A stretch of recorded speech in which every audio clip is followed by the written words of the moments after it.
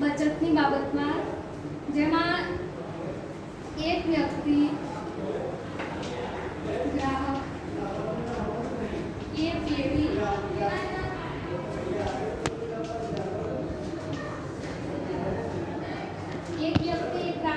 પેઢી બચત કરે તે યોગ્ય છે, પરંતુ સમગ્ર અર્થતંત્રની દરેક વ્યક્તિઓ કે દરેક ગ્રાહકો કે દરેક પેઢીઓ બચત કરતા થઈ જાય તો અર્થતંત્રની અંદર બેકારી,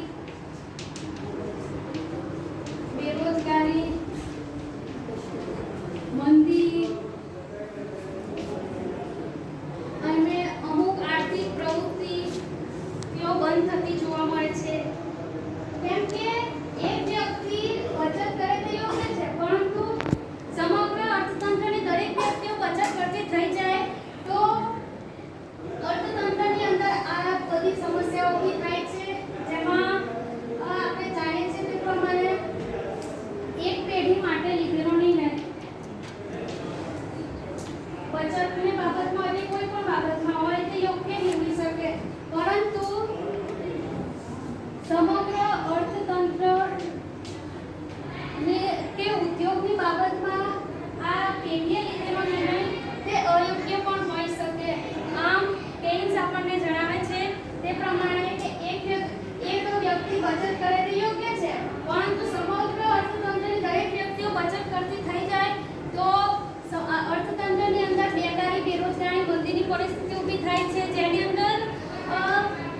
કોઈ વ્યક્તિ માંગ જ કરતું નથી તો જેના લીધે ઉત્પાદન થતું નથી। આથી ઉત્પાદનના કેટલાક ઉદ્યોગોને તાળા પણ લાગતા જોવા મળે છે। આમ એકમલક્ષી અર્થશાસ્ત્રનો અભ્યાસ એ અપૂર્ણ છે અને ગેરમાર્ગે દોરનારી સમજ પણ ઊભી કરે છે। આમ એકમલક્ષી અર્થશાસ્ત્રની આ પહેલી મર્યાદાની ચર્ચા કરી, ત્યારબાદ એકમલક્ષી અર્થશાસ્ત્રની અંદર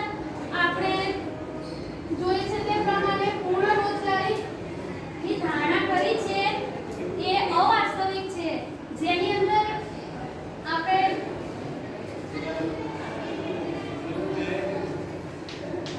મુક્ત અર્થતંત્ર, પૂર્ણ હરીફાઈ, પૂર્ણ રોજગારી આ ત્રણે ત્રણ ધારણાઓ કરી છે, જે વાસ્તવમાં જોવા જ મળતી નથી। એટલે પૂર્ણ રોજગારીની આ ધારણા તે અવાસ્તવિક છે, જેથી અમુક વ્યક્તિઓ રોજગારી મેળવે છે અને અમુક વ્યક્તિઓને બેરોજગાર પણ રહેવું પડે છે। આથી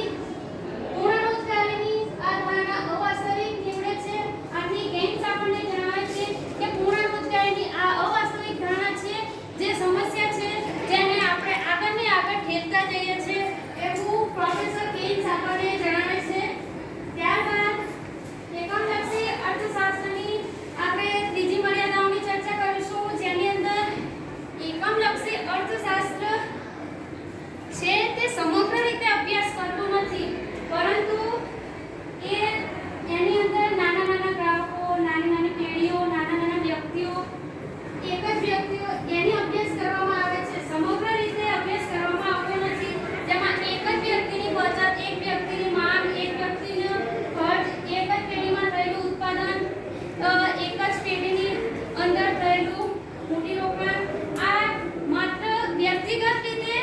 અને સ્વતંત્ર રીતે એક જ બાબતનો અભ્યાસ કરે છે, જેમાં કુલ માંગ, કુલ ખર્ચ, કુલ બચત, કુલ મૂડીરોકાણ આ દરેક બાબતનો વિસ્તૃત રીતે અભ્યાસ કરતી નથી, માત્ર વ્યક્તિગત રીતે એક જ એકમનો અભ્યાસ કરે છે। માટે આ સમગ્રલક્ષી અર્થશાસ્ત્રનો અભ્યાસ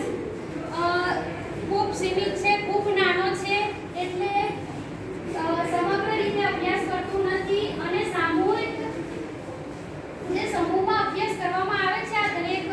જે આપણે આ કુલ ખર્ચ, કુલ બચત આ દરેક બાબતોનો માત્ર એક જ વ્યક્તિની બચતનો અભ્યાસ કરતું હોવાથી આ એક પેઢી માટે નિર્ણય તો યોગ્ય હોઈ શકે, પરંતુ તે જ નિર્ણય સમગ્ર અર્થતંત્રની બાબતમાં લે